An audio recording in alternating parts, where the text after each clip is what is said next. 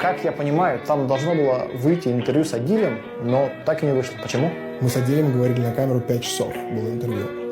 Он в этом интервью сказал обо многом. Когда ты смотришь на Адиля со стороны, ты видишь селебрити, наверное.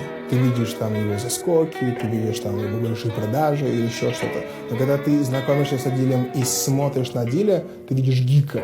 Ты видишь человека, который может тебе проследить истоки музыки, которую он делает, от А до буквы Я. То есть очень важно, если мы смотрим на артистов по типу Доктора Дре, мы смотрим на артистов по типу Канье Уэста, они знают свои корни, они знают, из чего они пришли, досконально могут все разложить. Большие артисты, великие артисты, это люди, которые знают досконально свою музыку. Это история Адиля. Не так много людей могут